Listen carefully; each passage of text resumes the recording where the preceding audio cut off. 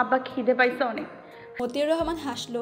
মেয়েটা খিদে সহ্য করতে পারে না, আর খিদে পেলে মায়ের কাছে না গিয়ে তার কাছে আসবে। তিনি আর এক লোকমা পড়ে দিল। এবার আরও ভ্যা ভ্যা করে কেঁদে দিল। তার কান্না দেখে সবাই হেসে উঠল। খাওয়া দাওয়া শেষ করে গল্পগুজব হলো বেশ সময়।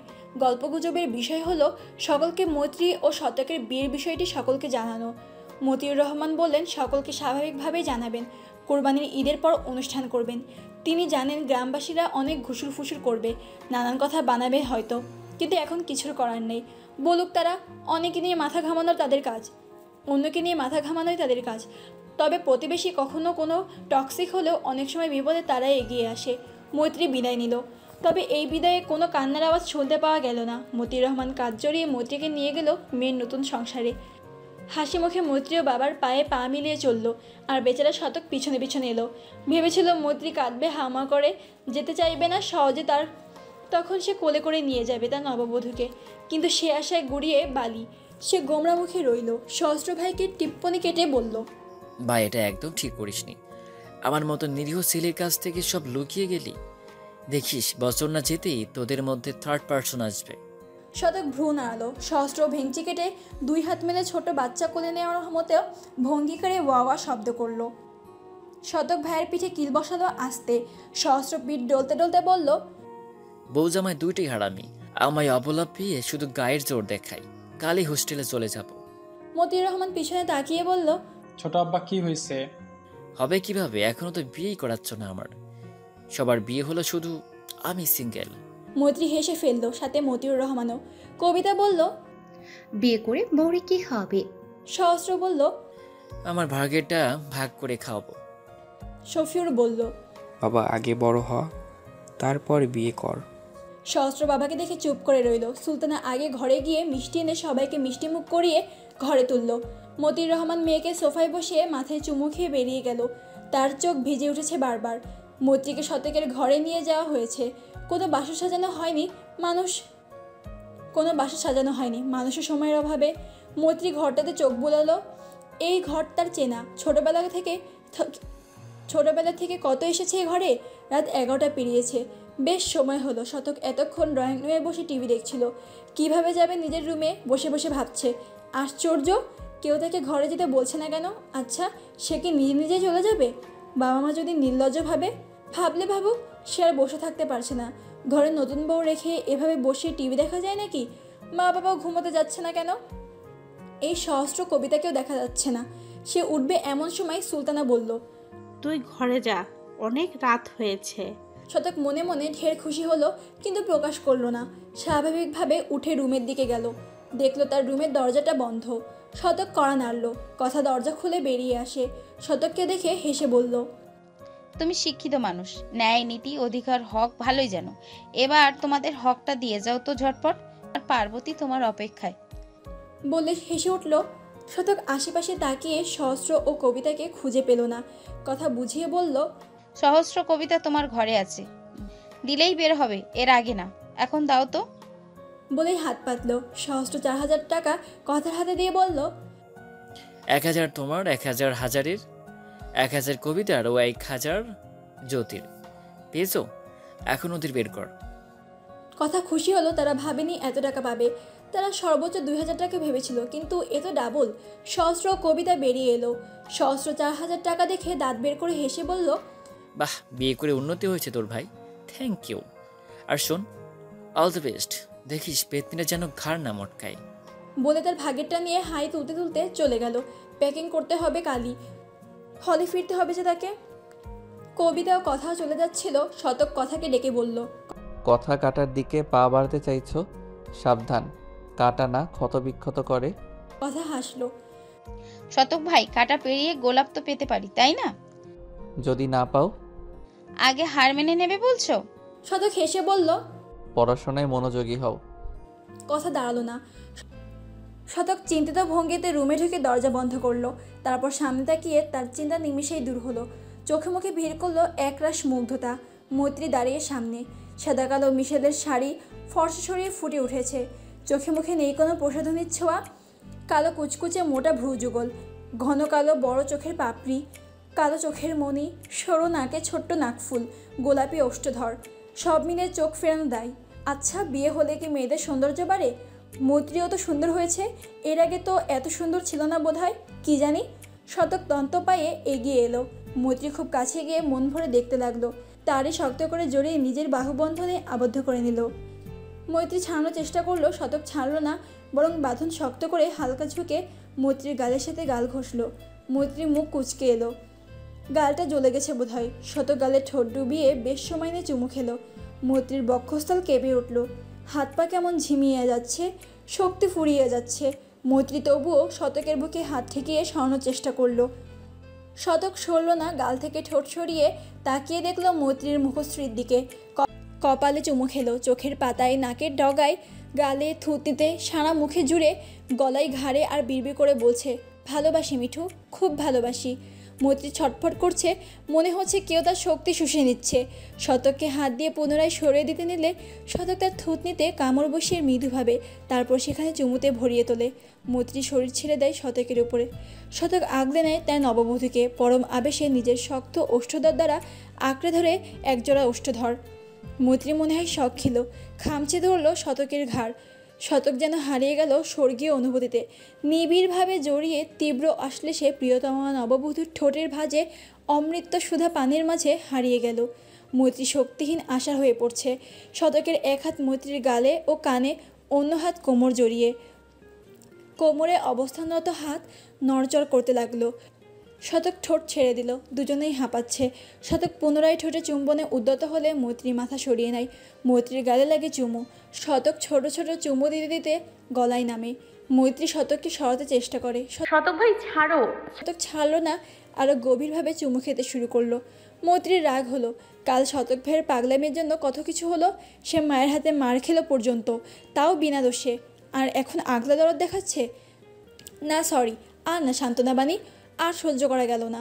শক্তি খাটিয়ে ছাড়ানোর চেষ্টা করলো, পারল না, তবে একটা ভয়াবহ কাজ করলো। শতকের গালে একটা চড় মারলো, জোরে নয়, আবার আস্তেও নয়। ছাড়তে বললাম না তোমায়। শতক স্তব্ধ, কালে হাত রেখে মৈত্রীর দিকে অবাক হয়ে তাকিয়ে। মৈত্রী যেন এবার হুঁশ ফিরল, চোখ বড় করে শতকের দিকে তাকালো। সরি সরি শতক ভাই, আমি বুঝতে পারিনি, ইচ্ছে করে মারিনি। সরি সরি, রাগ করো না। আচ্ছা, আমাকেও একটা মেরে দাও প্লিজ। Sorry sorry. হ্যাঁ। শতক গাল থেকে হাত নামিয়ে হনহনিয়ে ওয়াশরুমে চলে গেল। মৈত্রী ভেবে পেল না কি করবে। ওয়াশরুমের দরজার পানে তাকিয়ে রইল। একটু পরেই শতক বেরিয়ে এলো, লাইট অফ করে বিছানায় শুয়ে পড়ল। কিছু বলল না। মৈত্রী এবার অসহায় বোধ করলো। কি করবে এখন? সে আবছা অন্ধকারে শতকের পাশে শুয়ে পড়ল। বেশ কয়েকবার মাফ চাইল। শতক কথা বলল না। মৈত্রী শতকের গায়ে জড়ানো কাঁথা ঢুকে জোরে ধরে সরি বলল। শতক প্রতিক্রিয়া ব্যক্ত করল না, আবার সরিয়েও দিল না। মৈত্রী ভাবল, যে গালে মেরেছে সেখানে কি একটা চুমু খাবে, তাহলে কি রাগ পড়ে যাবে, ইত্যাদি ভাবতে ভাবতে কখন ঘুমিয়ে পড়ল টের পেল না। ভোরের আলো এখনও ফোটেনি, আবছা অন্ধকার চারপাশ। মসজিদ থেকে মুয়াজ্জিনের সুমধুর কণ্ঠ আওয়াজ ভেসে আসছে, আল্লাহু আকবার, আল্লাহু আকবার। আজানের সময় কিছু কিছু কুকুর ভেগে ওঠে আহু হু হু করে। আজও ব্যতিক্রম নয়। কুকুরে ক্রনন্দরত সুর বেদিতেও কারো কারো বাড়ির মোরগের কুকুরুকু ধ্বনিতে মুখরিত হয়। আর একটা আশ্চর্য ব্যাপার হলো, ফজরের আজানের সময় মশা থাকে না, মানে দেখা যায় না তেমন। মৈত্রী ফজরের সময় ঘুম থেকে ওঠে। মতিউর রহমান ফজরের সময় উঠে ডেকে তোলে সকলকে, তারপরে সে মসজিদে যায়। এখন তারও নিত্যদিনের অভ্যাসে পরিণত হয়েছে। ঘুম থেকে উঠে নামাজ পড়ে ঘরবাড়ি ঝাড়ু দিয়ে উঠোন ঝাড়ু দিবে, থালা বাসন মেজে তারপর কখনো কখনো গরুর গোয়াল থেকে গোবর তুলে ঝাড়বে। খাদিজাও সকাল সকাল উঠে রান্নাবান্নার জোগাড় করে। মতিউর রহমান সকালে খেয়ে দোকানে যায়। আজও মৈত্রীর আজানের ডাকে ঘুম ভেঙে গেল। ঘুম ভাঙার পর বুঝতে পারল সে কারো বুকে মাথা রেখে ঘুমিয়েছে সারা রাত। এখনও তার বুকেই মাথা রেখে শুয়ে আছে। ভালো লাগছে তার এভাবে থাকতে। শতক তাকে আগলে রেখেছে। মৈত্রী মুচকি হেসে মাথাটা উপরে তুলে শতকের মুখের দিকে তাকালো। শতকের বন্ধন থেকে মুক্ত হয়ে তার দিকে ঝুঁকে চাপদাড়িতে হাত বুলিয়ে দিল। শতক নড়ে চড়ে এক কাঁধ হয়ে এক হাত ডালের নিচে দিয়ে ঘুমিয়ে গেল। মৈত্রী হাসল। শতক ভাইটা আগে থেকেই অনেক অভিমানী।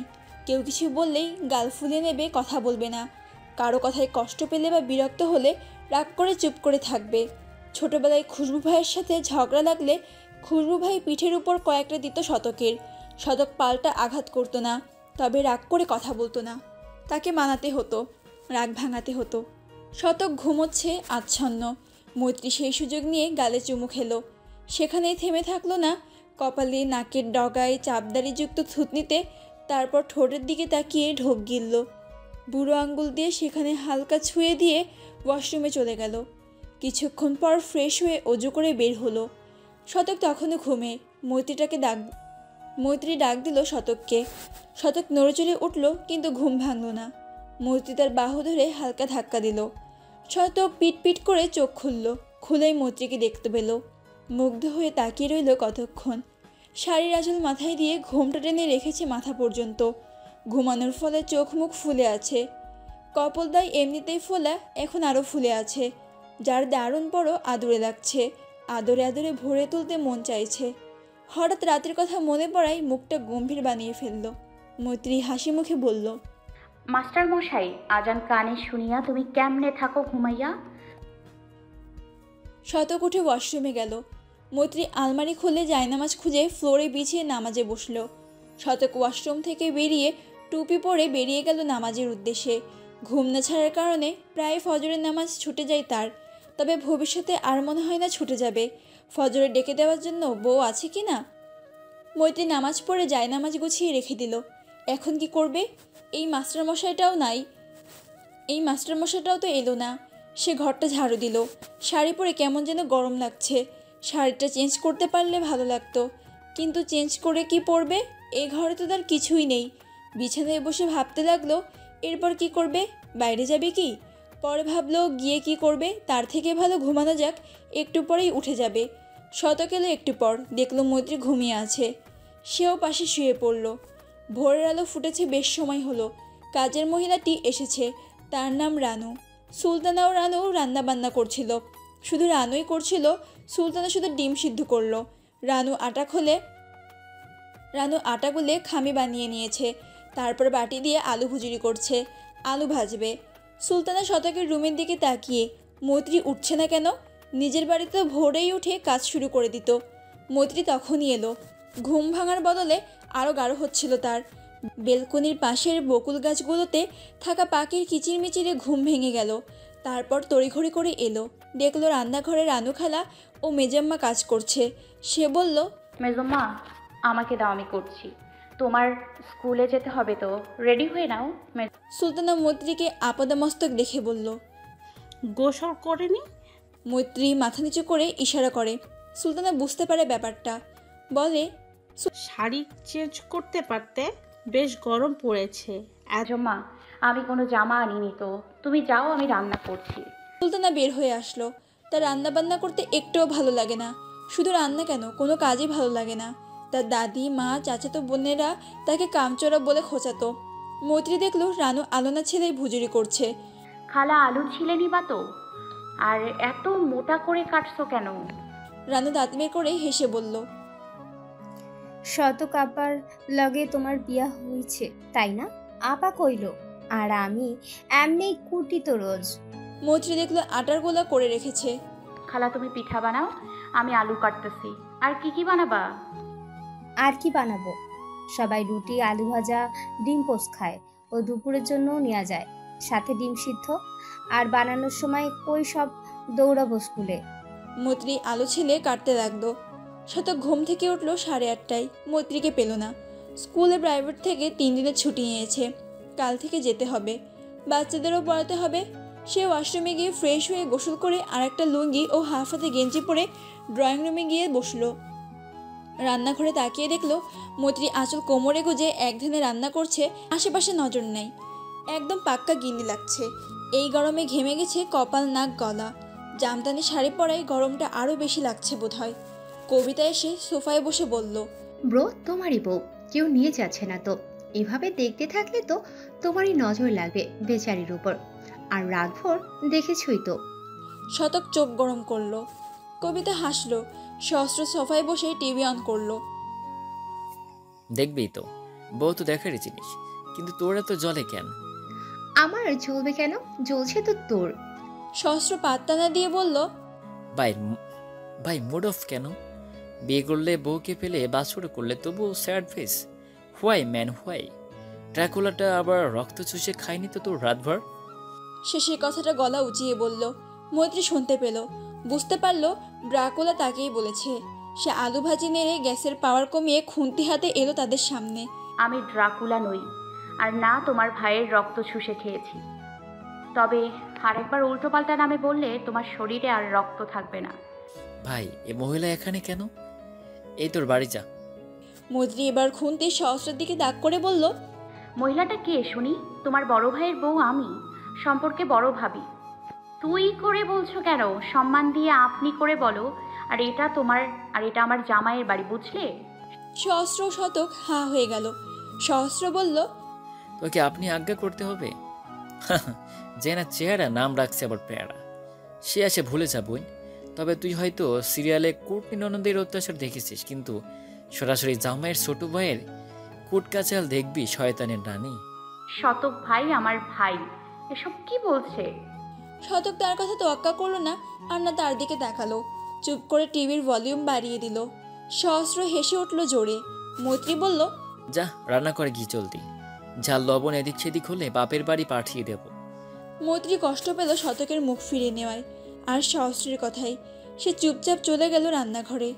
মৈত্রী গেলে শতক সহস্রকে বলল, ওর সাথে ঝগড়া না করলে তোর পেটের ভাত হজম হয় না, তাই না? আর ও তো ঠিকই বলেছে। আজ থেকে তুই বলবি না, তুমি বলবি, ঠিক আছে? কথা হাই তুলতে তুলতে সোফায় বসে বলল। তুমিও তো তুই বলো মৈত্রীকে। সহস্র বলল, বিয়ে হতে না হতেই পর হয়ে গেলি ভাই, এই দুঃখ আমি কই রাখবো? কবিতা বলল, জাবিতে অনেক পুকুর আছে না, সেখানে ভাসিয়ে দিস। এই পোয়েমের বাচ্চা, পোয়েম চুপ কর। হাজারের বাচ্চা, মুখ সামলা। দুজনের শুরু হয়ে গেল। শত কানে হাত দিল। কথা চলে গেল রুমে। হাবিবুর রহমান, সুলতানা, কথা, কবিতা, সহস্র খেতে বসেছে। মৈত্রী সবার টিফিন প্যাক করে টেবিলে এসে খাবার বেড়ে দিল। সহস্র পুরো টেবিল বুলিয়ে দেখলো আজকে নাস্তার পদ বেশি। রোজকার রুটি ভাজি ডিম পোস্তের সাথে গরুর মাংস ঝুড়া ঝুড়া করে ভেজেছে, মুরগির মাংস ও আলু দিয়ে ঝোল করেছে, দুধ সুজি দিয়ে হালুয়াও বানিয়েছে। সহস্র মৈত্রীর দিকে তাকিয়ে শয়তানি হাসি দিল। মৈত্রী ভেঙচি কাটল। সকলের পাতে রুটি, ভাজি, মাংস, ডিম দিল। শতক খাওয়া শুরু করলো ধীরে সুস্থে। তারা ছুটি। সুলতানা ও শফিউর তাড়াহুড়ো করে খেতে লাগলো। সহস্র বলল, মা, তোমার ছেলে বউ তো দেখছি আমাদের 2 দিনে পথে বসিয়ে দেবে না। মানে দেখো, ব্রেকফাস্টে গরুর গোস্ত, ঝোড়া ভাজা, মুরগি, হালুয়া, বাবা পুরাই বড়লোকি কারবার। মৈত্রীর হাতটা থেমে গেল। বুঝলো সহস্র মজা করে বলেছে, কিন্তু কোথাও কিন্তু থেকে যায়। সে ভেবেছে সময়ের অভাবে শুধু রুটি ভাজি ডিমে নাস্তা করে, আবার লাঞ্চের জন্য নিয়ে যায়। তাই তো ফ্রিজ থেকে মাংস নিয়ে তাড়াহুড়ো করে রান্না করেছে, একবারও জিজ্ঞেস করেনি। ভুল হয়েছে অনেক বড়। মির্জাম্মার অনুমতি নেওয়ার দরকার ছিল। সুলতানা বলল, এত কিছু রান্না করছো কেন? কে খাবে এসব? শতক মৈত্রীর দিকে তাকালো। উজ্জ্বল মুখটা মলিন হয়ে গেল। মৈত্রীও শতকের দিকে চাইলো, তারপর মেজম্মার দিকে তাকিয়ে বলল, সরি মেজম্মা, ভুল হয়ে গেছে। তোমার পারমিশন নেওয়া উচিত ছিল। শতক বলল, মা, প্রতিদিন এই এক ভাজি ডিম খেতে ভালো লাগে না। এগুলো খেতে খুব সুস্বাদু হয়েছে। আমি বলেছিলাম ভালো কিছু রাঁধতে। সহস্র ভাইয়ের দিকে তাকিয়ে বলল, আমার তো ভালোই লাগে এই ভাজি, রুটি, ডিম। এসব তেলে টইটুম্বুর মাংস খেলে 2 দিনে অসুস্থ হয়ে যাব ভাই। শতক চোখ রাঙানি দিল। সহস্র দাঁত দেখিয়ে হাসলো। মৈত্রী শতকের দিকে চাইলো, তার জন্য মিথ্যে বলল। শফি সাহেব বলল, ও এই বাড়ির মেয়ে, আবার বউ। ওর যা খুশি রাঁধবে, যত খুশি রাঁধবে। তোর কি শত্রু? মেয়েটার পিছু না লাগলে হয় না? মার খাবি আমার হাতে। সুলতানা বলল, তোমার সংসার তুমি গুছিয়ে সামলিয়ে নেবে, কখনো কারোর পারমিশন প্রয়োজন নেই মৈত্রী। আমি কোনো দরজাল শাশুড়ি নই। তবে তাড়াহুড়ো করে এত কিছু গরমে কষ্ট করে রান্না করার দরকার ছিল না। মৈত্রী কিছু বলল না। ঢের শিক্ষা হয়েছে তার। ঝর্ণা সকাল সকাল বসে মুড়ি মাখা খাচ্ছে। শান্ত স্কুলে গেছে, তাই বাড়িতে শান্ত হয়ে আছে। ঝর্ণার দিনকাল ভালোই যাচ্ছে। বাবার বাড়ি মধুরহারি হয়ে গেছে। মা দাদি বকে না আর, বেশি বেশি আদর করে। বাবা তো আগে থেকেই বাকে না, মাহিদের সাথেও রোজ কথা হয়, তবে মাহিদকে প্রচণ্ড মিস করে। মাহিদের সান্নিধ্য মিস করে। ভাবতে ভাবতে মুচকি হেসে গুনগুন করে গাইল, বন্দে মায়া লাগাইছে, পিরিতি শিখাইছে, দেওয়ানা বানাইছে, কি দিয়া বন্দে মোরে মায়া লাগাইছে। আর গাইতে পারল না। বাড়ির কাজের মেয়েটি চিল্লাচিল্লি করছে। ঝর্ণা ঘর থেকে বেরিয়ে দেখলো মাহিদ এসেছে, হাতে তার কাপড়ের ব্যাগ। ঝর্ণা অবাক হলো, মাহিদ তার সামনে দাঁড়িয়ে। আজ আসবে রাতে, তো কিছুই বলল না। সারপ্রাইজ দিল কি? মাহিদ ঝর্ণার দিকে তাকিয়ে মিষ্টি হাসলো। ঝর্ণা দৌড়ে গিয়ে মাহিদকে শক্ত করে জড়িয়ে ধরলো। মাহিদ এটা আশা করেনি, ঝর্ণার কাছে ভ্যাবাচাকা খেয়ে গেল। সে দেখলো কাজের মেয়েটি চোখ গোল গোল করে তাকিয়ে দাঁতের দিকে তাকিয়ে আছে। মাহিদ খানিকটা লজ্জা পেল। ভাগ্যিস শ্বশুর শাশুড়ি দেখেনি। তবে দেখতে কতক্ষণ। সে ঝর্ণাকে ছেড়ে ধীরে বলল, এখন ছাড়বো, মানে ইজ্জত খাস না। রুমে যত চাস জড়িয়ে ধরিস, এখন লজ্জায় ফেলিস না। ঝর্ণা হেসে ফেলল। ঝন্টু মিয়া কাজের মেয়েকে চিল্লানিতে বিরক্ত হয়ে ড্রয়িং রুমে এসে মেয়ে জামাইকে দেখে খুশি হয়। মাহিদ সালাম জানায়। ঝন্টু সালামের জবাব দিয়ে বলল, ভালো আছো? মাহিদ কখন এসেছে শহর থেকে? মাহিদ স্বভাবসুলভ মুচকি হেসে বলল, বাবা মাত্র এলাম, সকাল ভোরের বাসে এসেছি। আলহামদুলিল্লাহ ভালো আছি, আপনারা কেমন আছেন? তোর না আর কয়েকদিন পরে আসার কথা ছিল। নীরা আস্তে আস্তে বলল। মাহিদ মুচকি হেসে বলল, আসলে কাল বাবা হঠাৎই শতকের সাথে নিঠুর বিয়ে পড়িয়ে দিয়েছে, তাই জলদি এলাম। নীরা ও ঝন্টু অবাক হলো। ঝন্টু ভাবলো কালই তো কথা হলো, আর রাতে বিয়েও পড়িয়ে দিল, নাকি নীরবের ব্যাপারটা নিয়ে ঘাবড়ে গেল। নীরা কাল স্বামীর মুখ থেকে সব শুনেছে। তাদের কিছুই করার নাই। তাদের মেয়ে তারা যেখানে ভালো মনে করবে দিবে, জোরপূর্বক তো আর আনা যায় না। নীরব ড্রয়িং রুমে কথাবার্তা শুনে এগিয়ে এসে মৈত্রী ও শতকের ঘটনা শুনল, তবে তেমন কিছু অনুভব করতে পারল না। ডাক্তারনির কথা মনে পড়ে গেল, শীঘ্রই বিয়ে খেতে পারবে বলেছিল।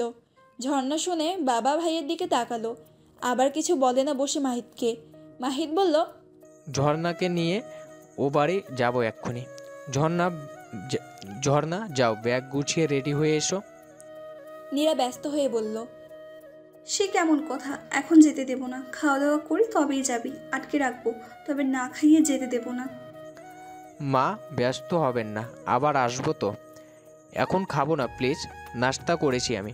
ঝর্ণা তুমি যাও, আমি দেরি করব না। বাবা মা প্লিজ বোঝার চেষ্টা করুন। নীরা আর জোর করলো না, তবে থেমে থাকলো না। মেয়ে জামাইকে কি খালি মুখে পাঠাবে নাকি? মাহিদ সোফায় বসে সামনের টি টেবিলে আপেল, মান্টা, আঙুর, বেদানা, কলা, চানাচুর, বিস্কিট, মিষ্টি, দই, নুডলস, কেকের স্লাইড, শরবত, আরও বেশ কিছু। মাহিদ হতাশ, এত কিছু দিয়েও বলছে, এই অল্প আয়োজন, রাগ করে মানা করো না। মাহিদ টুকটাক কিছু খাবার মুখে পুরল। ঝর্ণা চলে এলে মাহিদ সবার থেকে বিদায় নিয়ে রওনা হলো। শফিউর রহমান ও সুলতানা স্কুলের উদ্দেশ্যে যাওয়ার পর সহস্র কথা কবিতা যার যার রুমে চলে গেল প্যাকিং করতে। মৈত্রী সব গুছিয়ে গাছিয়ে রুমে গেল। গরমে শাড়িতে অসহ্য লাগছে।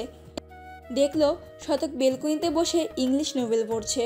মৈত্রী বইয়ের নাম পড়ার ইন্টারেস্ট পেল না। ইংলিশ তার জমশত্রু। সে শতকের পাশে গিয়ে দাঁড়ালো। শতকের নড়চড় হলো না, সে বইয়ে মনোযোগ রেখেছে। মৈত্রী ভেঙচি দিল, হু, খাবার টেবিলে তার জন্য মিথ্যা বলল, অথচ এখনও ঢং দেখাচ্ছে। দেখাক, সেও আর রাগ ভাঙাতে যাবে না। শতক ভাই বাড়িতে যাই, শতক ভাই বাড়িতে যাই, একটু শাড়িতে অসহ্য লাগছে, যাই। শতক মুখ তুলো না, না জবাব দিল। মৈত্রী আবার বলল, যাব না। এবার কিছু বলল না। মৈত্রীর অভিমান হলো, এমন কেন করছে? মায়ের হাতে ওই মাস্টারের বাচ্চার জন্য কতগুলো চড় খেলো, অথচ সরি পর্যন্ত বলল না। আর সে একটা চড় মেরেছে ভুলে কতবার সরি বলল, তাও এই মাস্টার বলল না, আর বলবে না। সে হন হন করে চলে গেল বাবার বাড়ি। মৈত্রী বাড়ি এসে দেখে আরও থালাবাটি খেলছে একা একা। মৈত্রী চুপি চুপি পিছনে গিয়ে হাত দিয়ে আরোর চোখ বেঁধে বলল, বলো তো আমি কে? আরও চমকে ওঠে, মৈত্রীর হাত হাতড়ে বলল, একটা ভাইয়ের বউ। বলেই খিলখিলিয়ে হেসে উঠল। মৈত্রী হাত ছেড়ে ও সামনে দাঁড়িয়ে কোমরে হাত রেখে ঝুঁকে বলল, বলেছে তোকে এসব? আরও তার কড়াইয়ের রান্না চামচ দিয়ে নেড়ে বলল, কাল তুমি ওই বাড়ি গেলে না, আমিও যেতে চেয়েছিলাম, মা যেতে দিল না। তো আমি বলেছি আপু গেলে আমিও যাব। তখন মা বলল তুমি 100 ভাইয়ের বউ, তাই তোমায় নেবে, আমায় নেবে না। মন খারাপ করে বলল আরু। মৈত্রী আরুকে কোলে তুলে নিয়ে গালে চুমু খেতে লাগলো। আরু চিল্লিয়ে উঠল, আমার রান্না ভুলে যাবে আপু, ছাড়ো। মৈত্রী ছাড়লো না, আরও জড়িয়ে ধরে চুমু খেতে লাগলো। আরু ছাড়ো ছাড়ো আমার রান্না বলে যাজাতে লাগলো। তবে চিল্লাচিল্লি শুনে খাদিজা বেরিয়ে আসে। মৈত্রীকে দেখে খুশি হয়। সকালে একবার দেখে আসবে ভাবছিল, দূরেতে না, কিন্তু যায়নি। বিয়ের পর প্রথম দিন, সে গেলে কেমন একটা দেখায় না। খাদিজা এসে আরুকে নামিয়ে দিয়ে মৈত্রীকে জড়িয়ে ধরে চুমু খেলো কয়েকটি। এক রাত কাটেনি, অথচ মনে হয় কতদিন দেখে না। সে বলল, এখন মনে পড়লো আমাদের কথা? মৈত্রী হেসে বলল, সকালে রান্না করে খাইয়ে তারপর আইছি। আরু কোমরে হাত রেখে বলল, আপু আমায় আদর করেছিল, তোমার ইঞ্চে হচ্ছিল মা, আমায় নামিয়ে দিলে কেন? মৈত্রী মায়ের গলা জড়িয়ে ধরে তার বুকে মাথা রেখে বলল, এই পাকনা বুড়ি, চুপ! তুই তো নামার জন্য ছটফট করছিলি। আমার মাকে ছাড়ো, আমার মাকে ছাড়ো, আমার মা আদর খাচ্ছে কেন, ছাড়ো। মৈত্রীকে টানতে টানতে বলল আরু। মৈত্রী ও খাদিজা হেসে ফেলল। মৈত্রী ছেড়ে দিল। আরু বলল, আপু তুমি এখনো বউ? মৈত্রী তার গাল টেনে দিল। খাদিজা খেয়াল করলো এবার পরনে কালকের সেই শাড়ি। এই গোসল করিসনি, এই অবস্থায় রান্না করে সকলকে খাইয়েছিস? আল্লাহ, এই তুই কি ছোট আছিস যে শিখিয়ে দিতে হবে? মৈত্রী নিজের ঘরের দিকে যেতে যেতে বলল, আমার কি আগে 2-3 বার বিয়ে হয়েছে যে জানবো? আশ্চর্য, গোসল করার মতো কিছু হয়নি তো। শেষের কথাটি ধীরে বলল, তবে খাদিজার কানে এলো। সে মুচকি হেসে আরুর দিকে তাকালো। আরু চোখ ছোট ছোট করে তাকিয়ে আছে। খাদিজা বলল, আম্মাজান, আপনারও বিয়া দিয়ে দেব তাড়াতাড়ি, রান্না বান্না শেখেন জলদি। আরু বোধহয় লজ্জা পেল, ভ্যা ভ্যা করে কেঁদে বলল, আমি বিয়ে করব না। খাদিজা হেসে তাকে বুকে জড়িয়ে ধরে বলল, আচ্ছা কান্দে না, দিব না বিয়ে, ঘরের খুঁটি বানিয়ে রাখবো। আরও বুঝল না। মৈত্রী নিজের ঘরে ঢুকে শান্তির শ্বাস নিল। আহা, নিজের ঘরে যে শান্তি, তা অন্য কোথাও ঘরে পাওয়া যাবে না। নিজের বাড়ি ঘর ভাঙা হলেও শান্তি। সে অন্য বাড়ির যতই দালান কোঠা বা ফ্যাসিলিটি থাক না কেন, নিজের বাড়ির ভ্যাবসা গন্ধও ভালো লাগে, আপন আপন লাগে। সে শাড়ি খুলে ফেলল একটানে। এই গরমে এই জঞ্জাট কেউ গায়ে জড়ায়? মৈত্রী কামিজ সালোয়ার বের করে গামছা গায়ে জড়িয়ে বাইরে এসে বাথরুমে ঢুকে গেল গোসলের উদ্দেশ্যে। যাওয়ার সময় মাকে বলল, মা আব্বা দোকানে। খাদিজা জবাব দিল, হ, সকালে খাইয়া দেইয়া বের হইছে। ও, আমার জন্য বেশি কইরা ভাত বাড়ো, জোরে খিদা লাগছে, গোসল কইরা আইসা খাবো। খাদিজা হেসে বলল, শ্বশুর বাড়ি খেতে দেয় নাই? মৈত্রী বাথরুমের দরজা টেনে বলল, মা তারা স্বাস্থ্য সচেতন মানুষ, সকালে রুটি খায়, আর রুটি তো আমরা শখে খাই মাঝে মাঝে। আমি পিওর বাঙালি, রুটি দিয়ে পেট ভরে না, গামলা ভর্তি ভাত ছাড়া চলবে না, সে তুমি যতই রুটি দাও। কোনো বাঙালিরে মাছে ভাতে বাঙালি কয়, আর তুই মাছ খাস? শুটকিও মাছের কাতারে পড়ে। মাছ মইরা গেলে তাদের শুকাইয়া শুটকি বানায়। শুটকি বানাইতে শুটকিতে কত মাছই পড়ে, আবার অনেক শুটকিতে পোকাও হয়। মৈত্রীর পছন্দের শুটকি নিয়ে বাজে কথা সহ্য হলো না। দরজা খুলে বলল, খবরদার মা, তোমার শুটকি পছন্দ না, মাইনা নিলাম, তাই বইলা ওর সম্বন্ধে বাজে কথা বলবে না, আমি সহ্য করব না। খাদিজা হেসে মজার সুরে বলল, তোর বিয়ে শুটকিওয়ালার সাথে হলে ভালো হতো। মৈত্রী জমে যাওয়ার পাত্র নয়। বাবার মতো জবাব ঠোঁটের আগায় থাকে। তোমার ভাস থেকে তাইলে মাস্টারি ছাইরা শুটকির ব্যবসা করতে বলো, তারপর সকালে তোমায় বলবে শুটকিওয়ালির, তাইলে সকলে তোমারে বলবে শুটকিওয়ালার শাশুড়ি আম্মা যাচ্ছে। আরও হেসে উঠল জোরে। খাদিজা চোখ রাঙানি দিল। গোসল শেষে মৈত্রী ও আরু মায়ের হাতে ভাত খাচ্ছে। খাদিজা তাদের মুখে লোকমা পড়ছে আর মেয়েদের আদেশ নির্দেশ দিচ্ছেন। মিঠু, ওই বাড়ি এটা করবি না, ওটা করবি না, সবার কথা মতো চলবি, কখনো তর্ক করবি না, সংসারের টুকটাক কথা কাটাকাটি রেশারেশি হতেই পারে। না, শতককে কখনো সেসব বলতে যাবি না, আর না আমাকে বলবি। তাদের সকল আত্মীয় স্বজনদের সাথে সৌহার্দ্যপূর্ণ আচরণ করবি। আরও অনেক কিছু। মৈত্রী কিছু শুনছে, কিছু বের করে দিচ্ছে মাথা থেকে। মিঠু, হাজারের সাথে একদম লাগবি না। আর তোর হাত পা বেশি চলে, সব সময় ছেলেটাকে মারিস। তোর বড় হয় মনে রাখিস। মৈত্রী সহস্রের কথা সহ্য করতে পারল না। মা, আমি লাগি না, বরং ওই শয়তানটাই আমার পিছনে লাগে। আর মাও এমনই, আর মারও এমনিই খায়। জানো, সকালেও আমায় ড্রাকুলা বলেছে, মেজম্মার কাছে আমার নামে কুটনামি করেছে। একবার একা পাই পিঠের ছাল তুলবো। আরও সায় দিল। হাজাল ভাই একটু ভালো না, দুধ ছেলে। খাদিজা চোখ রাঙালো। মৈত্রীও আরও হেসে উঠল। খাওয়া দাওয়া সেরে মৈত্রী বই নিয়ে বসলো। কাল ফিজিক্স 1 ইনকোর্স নেবে স্যার, অথচ কিচ্ছু পড়া হয়নি বিয়ের চক্করে। কী যে লিখবে কাল খোদাই জানে। প্রাইভেটেও যাওয়া হচ্ছে না এই ঝামেলায়। আয়েশা এলো কিছুক্ষণ পরে। হুমান স্কুলে, হাবিবুর অফিসে, জ্যোতি শুয়ে আছে। তাই একা বসে থাকার চেয়ে বড় জায়ের কাছে এলো। এসে গল্প শুরু করে দিল। মৈত্রী বারান্দায় পাটি বিছিয়ে পড়ছে। গল্পের মাঝেই শতক গেট খুলে ভিতরে ঢুকলো। পরনে লুঙ্গি ও হাতাকাটা গেঞ্জি। মৈত্রী একবার দেখে আবার সূত্রের প্রতিপাদন করতে লাগলো। আয়েশা শতককে দেখে হেসে খাদিজাকে বলল, ভাবি, মেয়ে বিয়ে দিয়ে আপনি ঠকেছেন। দেখেন, মেয়ের জামাই প্রথমবার শ্বশুরবাড়ি আসছে, তাও খালি হাতে, ঢ্যাং ঢ্যাং করে। কি কিপটা মেয়ের জামাই। আরও মৈত্রী হেসে উঠল। আয়েশাও বইলেই হেসে উঠল। খাদিজা মুচকি হাসল। শতক বেশ লজ্জায় পড়ল। সত্যি কি এভাবে আসা ঠিক হয়নি? নতুন জামাই শ্বশুরবাড়ি গেলে তো কত মিষ্টি মাছ, পান, সুপারি নিয়ে যায়। শতক কী বলবে ভেবে পাচ্ছে না। ছোটম্মা এভাবে লজ্জায় ফেলল। আয়েশা বলল, আরে জামাই বাবাজি, লজ্জা পেলে নাকি? থাক, লজ্জা পাবেন না। এরপরের বার খালি হাতে আসবেন না, কেমন? শতক মাথা চুলকে হ্যাঁ বুঝালো। খাদিজা বলল, আয়ু, আর লজ্জা দিস না বেচারাকে, ভাব কিছু করবি।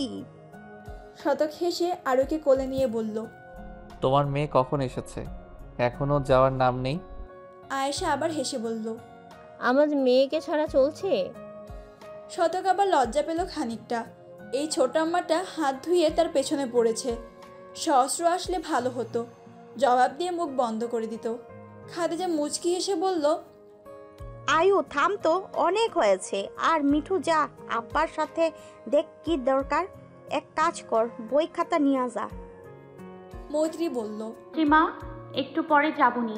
আর শতক ভাই কি দরকার বলো? শতক মৈত্রীর দিকে তাকালো। বিয়ের পর দিনে ঢ্যাং ঢ্যাং করে বাপের বাড়ি এসে বসে আছে, যাওয়ার নামই নেই। বাড়ি চলো। হাজার কথা কবিতা বিকেলেই চলে যাবে। হাজার তো হলে যাবে। কিছু রান্না করে দে, ওর জন্য নিয়ে যাবে নি। রানু খালা আছে বাড়িতেই। মা রাতেই রান্না করতো, কিন্তু বিয়ের চক্করে পারিনি। মৈত্রী শটাং হয়ে বলল, আমি পারবো না ওই ইবলিশের জন্য রাঁধতে। সকালে কি কি করলো আমি ভুলি নাই। সহস্রের মুখটা গম্ভীর হয়ে গেল। বড়দের সামনে তার কথা অস্বীকার করায়। বড় আম্মা, তাহলে গেলাম। বলেই আরুকে কোলে নিয়ে চলে গেল গেট পেরিয়ে। মৈত্রী ভেঙচি দিল। এতক্ষণ কথা বলল না, আর এখন ভাইয়ের রান্না করে দেওয়ার আদেশ দিল। খাদিজা চোখ রাঙিয়ে বলল, তুই মুখের উপর না করে দিলি? যা এক্ষুনি রান্না কর হাজারের জন্য। গুরুজনদের কথা অমান্য করতে নেই। এখন থেকে শতক যেভাবে বলবে সেভাবেই চলবি, কখনো কোনো নালিশ না আসে। মৈত্রীর রাগ হলো শতকের উপর। যদি অন্য কারোর জন্য রান্না করতে বলতো সে খুশি খুশি করে দিত, কিন্তু ওই সহস্রের বাচ্চাটার জন্য। সকালে মেজম্মার কানে বিষ ঢালছিল, সে নাকি তাদের পথে নামাবে। তাকে ড্রাকুলাও বলল, কাল পরীক্ষা, কিছু পড়া হয়নি, এত পড়া কখন শেষ করবে? প্রয়োজনীয় বই খাতা নিয়ে ঘরে গিয়ে কলেজ ব্যাগে ভরল। একটা জামার সেট, বোরকা, স্কার্ফও নিল। তারপর গটগট পায়ে বেরিয়ে গেল। খাদিজা আয়েশা হাঁ করে তাকিয়ে থাকতে দেখলো। মৈত্রী ও বাড়ি গিয়ে দেখলো শতক রান্নাঘরে। আরও সোফায় বসে মোটু পাতলু দেখছে আর হাসছে, হাতে চকবার। শতক রানু খালাকে কিছু বলছে। সে রুমে গিয়ে ব্যাগটা রেখে রান্নাঘরে এলো। সহস্রও সেখানে। মৈত্রীকে দেখে বলল, এই তো বাড়ির ভুয়া থুড়ি বউ এসেছে, কিছু রান্না করে দে না বোন, হলের খাবার খুবই বাজে। শতক বলল, রানু খালা রেঁধে দেবে, আর তাতেও না হলে তুই নিজেই রেঁধে নিয়ে যা। অন্যকে বলছিস কেন? মৈত্রী শতকের দিকে চাইলো। শতক তার দিকে চেয়ে মৈত্রীর চোখ রাঙানি দিল।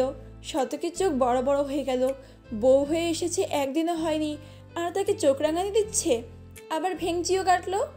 ভাই তোর বউকে দিয়ে রান্না করবে বলে তোর জ্বলছে? শুনে রাখিস, মিঠু আমার বোন হয়। মৈত্রী হেসে ফেলল। হাজার ভাই তেল কম দাও। সহস্র বলল, তেল না মিঠু আপা, তুই তো আমার ছোট পেয়ারের বনু, তবে তোর সাথে ঝগড়া করলে তোরে পোষাইলে শান্তি পাই, আমারে দেখলে রাগ হয় তাই না? তবে হলে গেলে মিস করিস কেন? হাজার ভাই হয়েছে, ইমোশনাল ব্ল্যাকমেল বাদ দাও। তুমি যে ঝগড়ুটের লোক আমি জানি, এখন শাক দিয়ে মাছ ঢাকতে হবে না। फूलों का तारों का सबका कहना है, एक हजारों में मिठू बहना है। মিঠু, আচ্ছা তুই তোর একমাত্র জামাইকে ভাই বলে ডাকছিস? তোর ভবিষ্যৎ বাচ্চারা তো কনফিউজড হয়ে যাবে। আমার ভাইকে আব্বু ডাকবে নাকি মামু ডাকবে? শতক হাসলো। রানু খালা বলল, ছোট আপা হাসা কথা কইছেন। বৌমা তুমি আর বড় আব্বারে ভাই ডাইকো না, জামাইরে ভাই ডাকতে নাই, আল্লাহর গোসা হইব। মৈত্রী বেশ লজ্জা পেল, ছোট থেকে ভাই ডেকে আসছে। শতক হেসে চলে গেল। সহস্র আবারও বিভিন্ন কথার ঝুড়ি নিয়ে বসলো। এই বেলাই তো, তারপর আবার হলে সাদামাটা জীবন। 1:45টার দিকে খুশবু ও ঝর্ণা এলো। খুশবু কোথায় ভেবেছিল তাড়াতাড়ি আসবে, শ্বশুরবাড়িতে ওই অল্প জামাই আদর খেতে গিয়েই দেরি হয়েছে। বাড়ি গিয়ে মায়ের সাথে কুশল বিনিময় করেই শতকের বাড়ি যায়। মেন দরজা দিয়ে বাড়িতে ঢুকে ড্রয়িং রুমে ঢুকে দেখতে পায় মৈত্রী রান্নাঘরে রান্না করছে। সে চুপি চুপি পেছনে দিয়ে গিয়ে 2 হাত দিয়ে চোখ ধরে। মৈত্রী চমকে ওঠে খানিক, হাত ধরে বোঝার চেষ্টা করে কে। হাজার ভাই। মাহিদ হাত ছেড়ে দিয়ে বলল, বাহ বাহ, বিয়ে হতে না হতেই আমায় ভুলে গেলি। মৈত্রী ভাইকে দেখে অবাক হয়, পরে হেসে ওঠে ভাইকে বলে, ভাই তুমি কখন এলে? মাত্রই এলাম। শ্বশুর বাড়ির লোকজনের জন্য রান্না করছিস?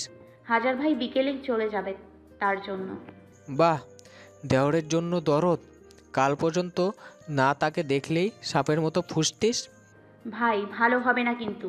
কাঁদো কাঁদো হয়ে বলল মৈত্রী। খুশবু হেসে বোনের মাথায় হাত বুলিয়ে দিয়ে বলল, স্বামী সোহাগী বোন, তোর তো নাম সুয়ামী। কই তোর পিঠে আজ তাল ফাটাবো? ঘরেই মনে হয়। ও রানু খালা ভালো আছো? রানু পাশেই বসে আলো করছিল। খুশবুর কথাই হেসে বলল, ভালো, তুমি? ভালো। বলেই শতকের ঘরের দিকে গেল। দরজা খুলে দেখলো শতক বিছানায় উপর হয়ে শুয়ে বসে পড়ছে। খুশবু ধীর পায়ে ফেলে উঠে পিঠের উপর বসে বালিশ দিয়ে মাথায় কয়েকটা বাড়ি দিল। শতক প্রথমে ঘাবড়ে গেলেও পরে বুঝতে পারল খুশবুর কাণ্ড এটা। ছোটবেলা থেকেই অনেক মার খেয়েছে এই শালার হাতে। কি করছিস কি? ওঠ, এই হাতির মতো শরীর নিয়ে আমায় পিষে ফেলতে চাস? মনে রাখিস, আমার কিছু হলে তোর বোনের কি হবে শালাবাবু? খুশবু উঠে বিছানায় বসে বালিশ তুলে শতককে একটা বাড়ি দিয়ে বলল, ওকে একটা হীরার মতো ছেলে দেখে আবার বিয়ে দিয়ে দেব, বুঝলি? শতক এবার রেগে গেল, বিছানা থেকে নেমে বলল, মাহিদ, গেট আউট, যা আমার সামনে থেকে। খুশবু হেসে ফেলল, বিছানায় শুয়ে বলল, রাগ করস কে ভাই? যাইতাম না, কি করবি? মাথা গরম করাবি না। বাহ, মাস্টারের আবার মাথা গরম হয়? বলেই শতকের মাথার চুল এলোমেলো করে দিল। শতক সেগুলো ঠিক করে বলল, আজও ঠিকই বলে, তোকে আর মিঠুকে বড় আব্বা ড্রেন থেকে খুঁটে এনেছে। খুশবু হেসে শতকের গালজোড়া টেনে দিল। শতক মুখ গোমরা করে রইল। বিকেলে সহস্র কথা কবিতায় বিদায় দিয়ে বের হয়ে গেল বাড়ি থেকে। সুলতানা ছেলেকে জড়িয়ে ধরে থাকলো। খাদিজা সহস্রের মাথায় পিঠে হাত বুলিয়ে দিল।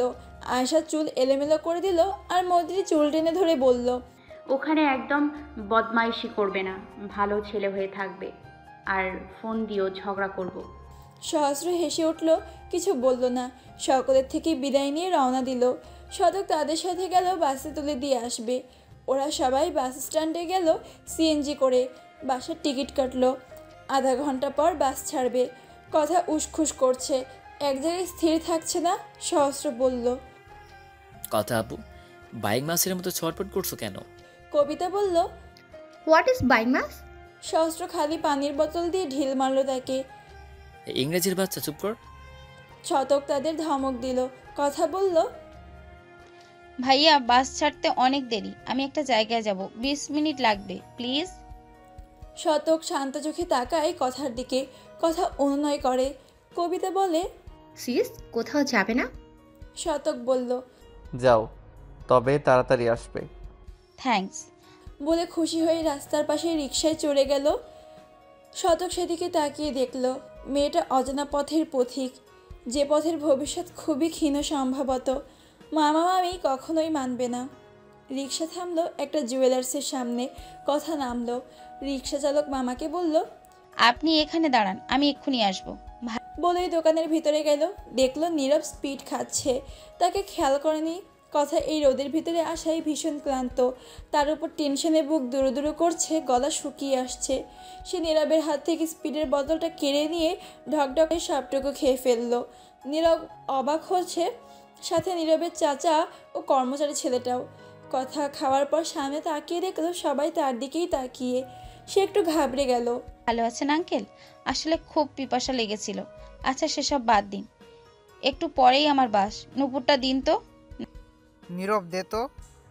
আর ডাক্তার সাহেবা বসুন, ঠান্ডা খাওয়াই। না আঙ্কেল, সময় নেই, বাইরে রিক্সা দাঁড়িয়ে। নীরব নূপুর জোড়া ছোট ব্যাগে দিল।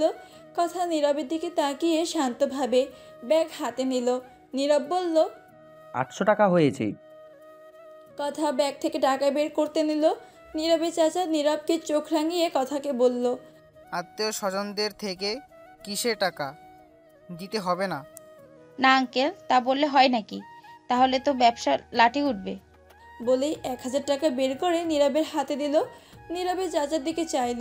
কথা তার হাতে গুঁজে দিয়ে চলে যেতে যেতে বলল, আঙ্কেল ভালো থাকবেন, ঢাকা গেলে অবশ্যই আমাদের বাড়িতে যাবেন। আসছি, বাস ছাড়ার সময় হয়ে যাচ্ছে। আসসালামু আলাইকুম। বলে উত্তরের আশা না করে চলে গেল। নীরবের চাচা নীরবকে ঝাড়তে লাগলো। এভাবে টাকার কথা কেউ বলে? কি ভাবলো না কে জানে। নীরব কিছু বলল না। হাতের মুঠায় দেখলো 1000 টাকার একটি নোট। নোটের ভিতরে কাগজের মতো কি যেন। ভ্রু কুচকে যায় তার। চাচার আড়ালে সে কাগজটা বের করলো। পরে টাকাসহ কাগজটা পকেটে ঢুকিয়ে ফেললো। জ্যোৎস্না রাত, পুরো আকাশ ঝলমল করছে তারকারাজের নৃত্যতে। মৈত্রী ঘরে বসে পড়ছে। খাবার খাওয়া সব কমপ্লিট, ঘুমানোর প্রস্তুতি চলছে। শতক রুমে এসে দেখলো মৈত্রী টেবিলে বসে কিছু লিখছে। কারেন্ট নাই, তবে আইপিএসের জন্য লাইট ফ্যান চলছে। সে খেয়াল করলো মৈত্রী পা চুলকাচ্ছে, আবার হাতে থাপ্পড় দিয়ে মশা মারছে। এই গরমে মশা প্রচুর জ্বালায়। সে আবার বেরিয়ে গেল। মৈত্রী খেয়াল করলো সবটা। একটু পর আবার এলো শতক, তবে তার হাতে কয়েল জ্বালানো। মৈত্রী সেদিকে তাকিয়ে মুচকি হাসলো। শতক কয়েল টেবিলের পাশে রাখলো। তারপর ওয়াশরুমে গেল। মৈত্রী পড়ায় মনোযোগ দিল। একটু পর শতক বেরিয়ে এসে বেলকনিতে চলে গেল। মৈত্রী মাথা ঘুরিয়ে দেখলো মৈত্রী তবুও উঠল না। কত পড়া, সপ্তাহ পড়া কমপ্লিট করা সম্ভব না। তাই যে দুটো অধ্যায় দিয়েছে তার ব্রিফ কোশ্চেন ও বোর্ডে আসা প্রশ্নগুলো পড়লো। সকালে তা পড়া হবে না, তাই এখনই কমপ্লিট করলো। পড়া শেষ করে বেলকনিতে উকি দিল। মাস্টার মশাই এখনও দাঁড়িয়ে আছে আকাশে পানে তাকিয়ে। মৈত্রী ওয়াশরুম থেকে ঘুরে এসে বেলকনিতে গিয়ে শতকের পিছনে দাঁড়ালো। শতক বুঝলো, কিন্তু নড়ল না। সে তো জ্যোৎস্না বিলাসে ব্যস্ত। চাঁদের ম্লান আলোয় তমসাতেও আশেপাশের দৃশ্য দৃশ্যমান। ম্লান চাঁদের আলোয় আশেপাশে দেখতে ভালোই লাগছে। যদিও বেলকনি থেকে চাঁদ দেখা যাচ্ছে না গাছের কারণে, তবে তার আলোতে আলোকিত ধরনের দেখতে পাচ্ছে। আকাশের একাংশ দেখা যাচ্ছে, সেখানে তারকা মিটমিটি হাসছে। বকুল গাছের কিছু পাখি কিচিরমিচির শব্দ করছে, ঝিঝি রাখছে। মৈত্রী কতক্ষণ দাঁড়িয়ে মনে মনে সাহস জোগায়। বুকে ফু দিয়ে শতকের পিঠে মাথা ঠেকিয়ে তাকে জড়িয়ে হাত বুকে রাখলো। শতকের ভিতরটা কেঁপে উঠল। গ্রিলে রাখা হাত শক্ত হলো। মৈত্রী কতক্ষণ থেমে ধিমে আওয়াজে টেনে বলল, মাস্টার মশাই। শতকের মুখ থেকে আপনা আপনি বের হয়, মৈত্রী মুচকি হাসে। না, চেষ্টা বিফলে যায়নি। সে বুকের কাছের গেঞ্জিটা মুঠোয় পুরে নিল। তার আগে সুরে বলল, মাস্টার মশাই ভালোবাসি। বলে পিঠে মুখ ডুবিয়ে শ্বাস নেয়। শতক চমকে ওঠে, বুকে রাখা মৈত্রীর হাত দ্বয় চেপে ধরে বুকের সাথে মুচকি হেসে বলে, কি বললি? মৈত্রী হেসে মুখ ঘষতে লাগলো পিঠে। শতক তাকে ঘুরিয়ে সামনে আনলো। মৈত্রী শতকের দিকে না তাকিয়ে রইল, গলা জড়িয়ে ধরে উঁচু হয়ে ঘাড়ে মুখ গুছল। শতক কোমর জড়িয়ে বুকের সাথে লেপটে তাকে উপরে তোলে। মৈত্রীর পা শূন্যে। শতক শক্ত করে বুকের সাথে জড়িয়ে ধরে বলে, আবার বল মিঠু। মৈত্রী তার ঘাড়ে দাঁত বসায়। শতক কিছু বলে না, বরং বাঁধন শক্ত করে। মৈত্রী নিঃশ্বাস টেনে বলে, মাস্টারমশাই বল। ভালোবাসি। শতক হাসে। মৈত্রীর মাথায় চুমু খেয়ে বলে, আবার বল। পারবো না। শতক মৈত্রীকে সরাতে নাই। মৈত্রী সরে না, আরও জড়িয়ে যায়, যেন বুকের ভিতরে ঢুকে পড়বে। শতক হাসলো, কিছু মনে পড়ায় মুখটা ম্লান হয়ে এলো। বড়ম্মা ওই রাতে আরো মেরেছে না? মৈত্রী চোখ খুলে তাকালো, তারপর বলে, থাপ্পড় মেরেছে অনেকগুলো। আমি খুব কষ্ট পেয়েছিলাম, থাপ্পড়ের জন্য নয়। ভালোবাসি মিঠু, খুব ভালোবাসি। বলেই মৈত্রী ঘাড়ে মুখ গুজে দিল। মৈত্রীর গা শিরশির করে উঠল। সরাতে চাইল শতককে, শতক সরল না।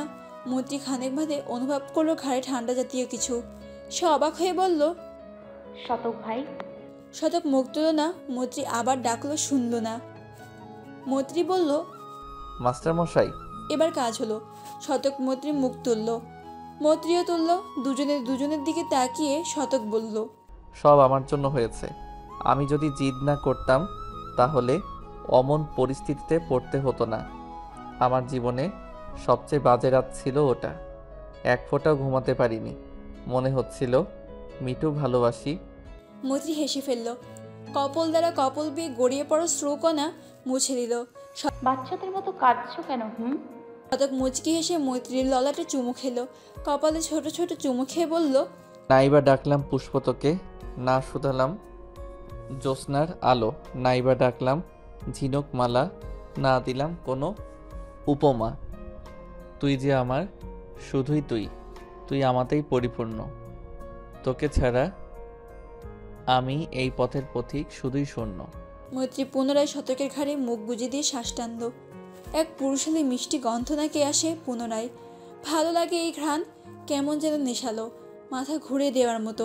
শতক তাকে জড়িয়েই বেলকনি থেকে রুমে গেল।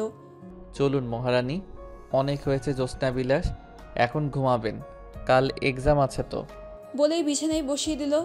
মৈত্রী বালিশ ঠিক করে শুয়ে পড়ল। শতক লাইট অফ করে এসে তার পাশে শুয়ে পড়ল। অন্ধকার, তবে অতটাও নয়। একে অপরকে আবছা আবছা দেখতে পাচ্ছে, দুজনেই উপরে তাকিয়ে। মৈত্রী আর চোখে শতককে দেখল। শতক বলল, ঘুমা। মৈত্রী হেসে বলল, ঘুমাবো। শতক মৈত্রীর দিকে ফিরে শুয়ে বলল, তো কি করতে চাস? মৈত্রী বক্ষস্থল থাক করে উঠল। লজ্জা পেল বেশ।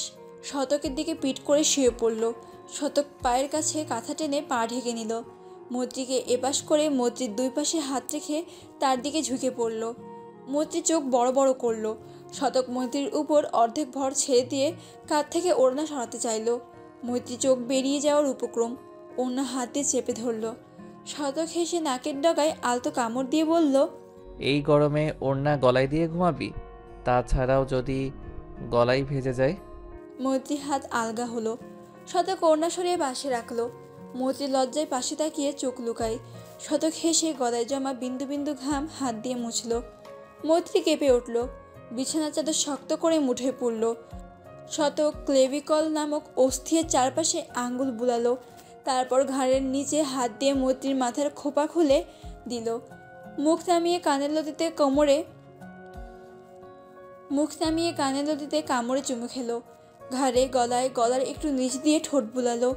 মৈত্রী শ্বাসের গতি বৃদ্ধির সাথে বক্ষস্থল ওঠানামা করছে। শতক ঠোঁট গলায় রেখেই প্রশ্ন করল, মিঠু? মৈত্রী আঁখি বুঝে নিয়েছে আদিতেই। শতক ডাকেও আঁখি মেলল না, মৃদু স্বরে জবাব দিল, খুব গরম পড়েছে তাই না? তোর কি গরম লাগছে? তাহলে জামাটা খুলে দেই। ঘোরের মাঝে জবাব দিল। শতক হেসে মাথা তুলল। মৈত্রীর চোখে তাকালো, এখনো বুঝে। মৈত্রী পরে কথাটার মানে বুঝতে পেরে ঝট করে চোখ খুলল। শতক তার অতি নিকটে দুজনের নাক ছুঁয়ে আছে। মৈত্রীর কম্পন বাড়ল, সাথে নিঃশ্বাসের গতি। বক্ষস্থল এখনও ধুকধুক করছে, যেন হৃদয়টা বেরিয়ে আসবে। শতক হেসে মৈত্রীর ঠোঁটে শব্দ করে চুমু খেলো। মৈত্রী মুখ সরিয়ে শতকের গালে জোরে দাঁত বসিয়ে কামড় দিল। শতক চোখ মুখ কুঁচকে আহ বলল। মৈত্রী ছেড়ে দিয়ে তার দিকে চোখ রাঙিয়ে বলল, অসভ্য মাস্টার। শতক হেসে তার উপর থেকে উঠে একটানে পুরনের গেঞ্জিটা খুলে ফেলল। পুনরায় মৈত্রীকে নিজের মধ্যে আবদ্ধ করলো। তাহলে অসভ্যতামি না করলেই নয়? মৈত্রীর চোখ রসগোল্লা হয়ে গেল। কি বলবে, কিন্তু সভ্য শতক তা হতে দিল না। ভাইয়া আমি তোমার ঘরে ঘুমাবো। খুশবু বোনের দিকে চাইলো, তাকে কোলে তুলে বেশ কয়েকটি চুমু দিল। শহরে গিয়ে ছোট্ট বোনটাকে সবচেয়ে বেশি মনে পড়েছে তার। আর পড়বে না কেন?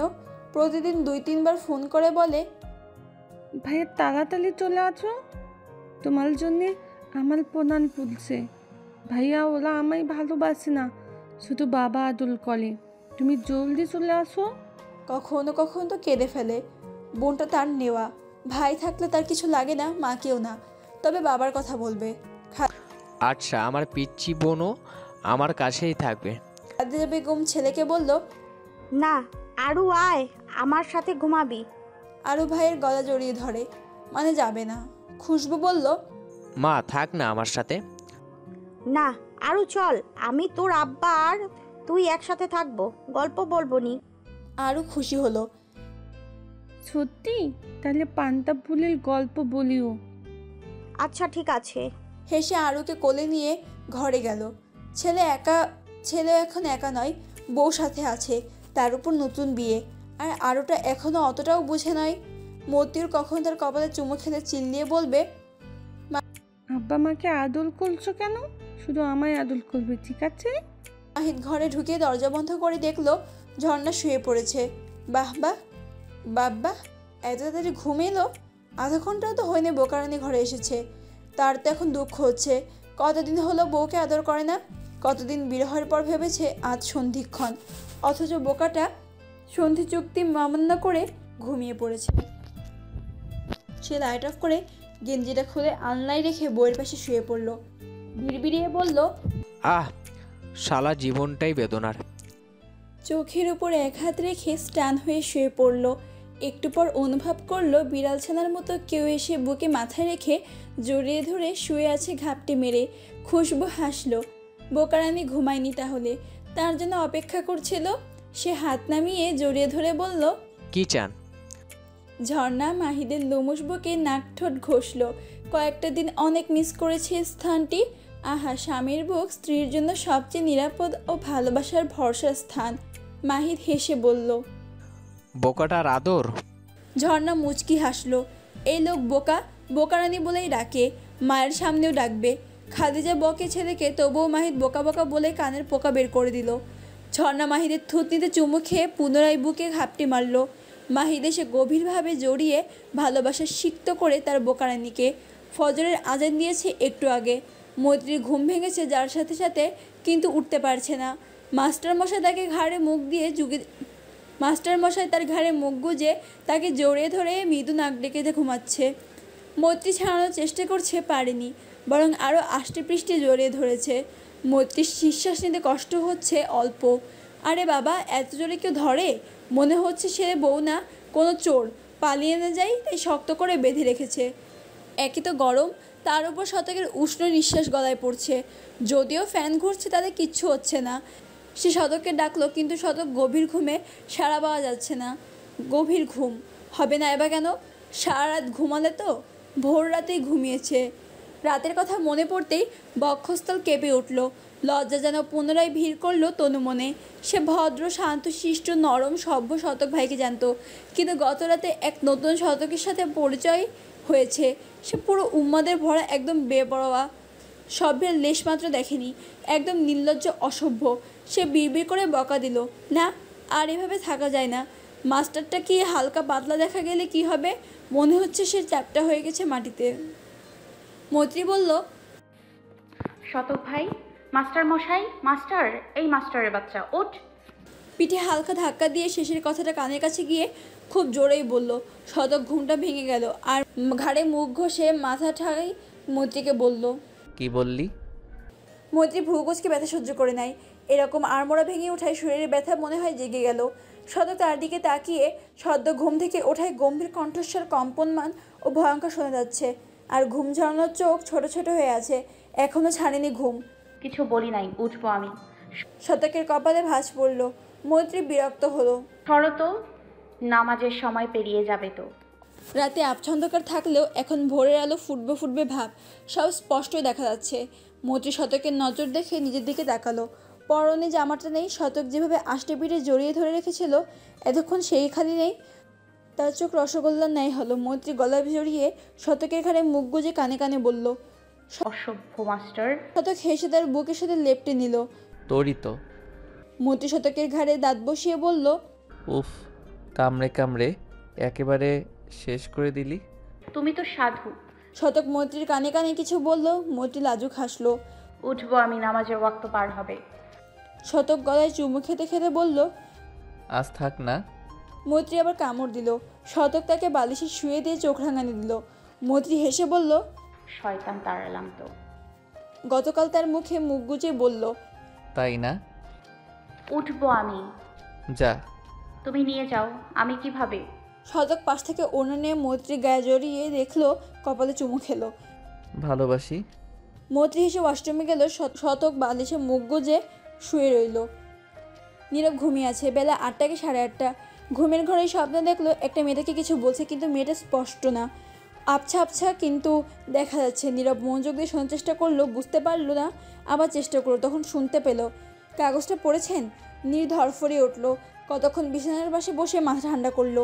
তার উপর ফ্লোরে থাকা প্যান্ট তুলে পকেটে হাত দিল। এই গরম হাফ প্যান্টে পরে বিছানা রেখে ওয়াশরুমে গিয়ে প্রাকৃতিক কাজ সম্পাদন করে পুনরায় ফিরে এসে কাগজটিও হাতে নিল। সাদা কাগজ, তাতে কিছু লেখা আছে। সে কপালে ভাঁজ ফেলে আগে হাতের লেখা দেখলো, খুবই বাজে। সে সেই কবে লেখাপড়াটাকে টাটাটা নিয়েছে, তবুও তার হাতের লেখা এর থেকে ভালো। হাতের লেখায় ব্যক্তিদের মান রাখতে হবে।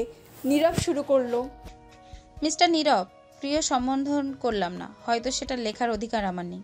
আপনি নিশ্চয়ই অবাক হচ্ছেন যে আমি কেন চিঠি লিখলাম, তাও ইমেল যুগে। আমার শখ ছিল কাউকে চিঠি লেখার, কিন্তু সে যুগ হয়নি। বাংলা পরীক্ষা ব্যতীত কখনো চিঠি বা আবেদন লিখিনি। থাক সেসব কথা, আপনি রাগ করবেন না কেমন। মূল কথায় আসি। যেদিন আমাদের প্রথম দেখা হয়, ওই যে কবিতার সাথে ধাক্কা লাগায় আপনার। আবারও কবিতার পক্ষ থেকে আন্তরিকভাবে দুঃখিত। ওর আসলে মুখটা চলে বেশি, কিন্তু মনটা ভালো। ওই দিন আমি শুধু আপনার দিকেই তাকিয়েছিলাম, আর মনের ভিতরে কেমন যেন ফিলিংস পাচ্ছিলাম, কেমন অদ্ভুত কেন হচ্ছিল। পরের বার ঝর্ণাকে রিং পরাতে গিয়ে দেখেছিলাম। সেদিন যখন জানতে পারলাম ঝর্ণা আপনার বোন, তখন এতটা খুশি হয়েছিলাম, ততটা হয়তো মেডিকেল অ্যাডমিশনেও চান্স পেয়ে হয়নি। কেন খুশি হয়েছিলাম? তারপরের দেখা ভয়ঙ্কর। সেদিন বাজারে দেখে আমার হৃদয় স্পন্দন বেড়ে গেছিল। আপনার কপাল বেয়ে বেয়ে গড়িয়ে পড়া রক্ত দেখে মনে হচ্ছিল এক্ষুনি পড়ে যাব, অথচ মেডিকেল স্টুডেন্ট হওয়ার দরুন রক্ত কাটাকাটি দেখা নিত্যদিনের ঘটনা। ওই দিন এমন হয়েছিল কেন? সারাদিন মনে না পড়লেও আড্ডায় আপনার প্রসঙ্গ উঠলে বুকটা জ্বলছিল। কেন বলুন তো? যেন শ্বাস আটকে আসছে। বাহানা দিয়ে সহস্রের সাথে চলে গিয়েছিলাম আপনাকে দেখতে। কেন গিয়েছিলাম? বিয়ের দিন আপনাকে দেখে কথা বলার জন্য ছটপট করছিলাম। কেন? আপনি ওই দিন আমাকে অনেকগুলো কথা বলেছিলেন, আমি মনোযোগ দিয়ে শুনেছি। একটু অপমানিত ফিল হয়েছিল, মিথ্যে বলবো না, তবে ভালো লেগেছিল জানতে পেরে আপনার কেমন মেয়ে পছন্দ। নিজেকে পরিবর্তন করার ভাবনা এসেছিল সেটা। কেন?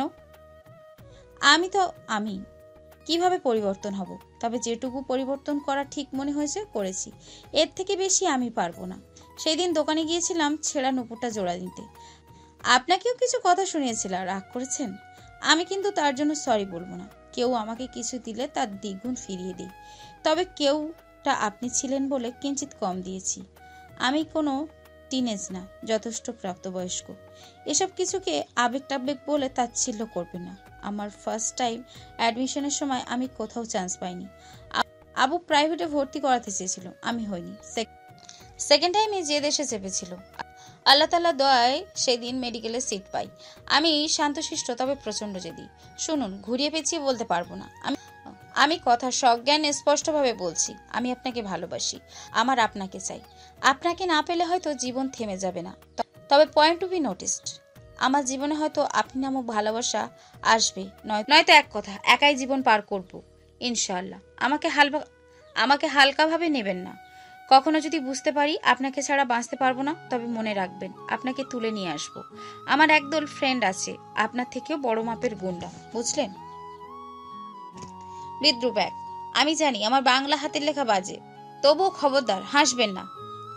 দ্বিতীয়, নুপুরটা আমি নিজেই ছিঁড়েছি রাগে, তবে সেই বাহানায় আপনাকে তো দেখতে পেলাম। তৃতীয়, সেই দিন বাস স্ট্যান্ডে আমাদের প্রথম দেখা নয়, এর আগেও দেখা হয়েছে, হয়তো আপনার মনে নেই, কিন্তু ইতি কথা মির্জা।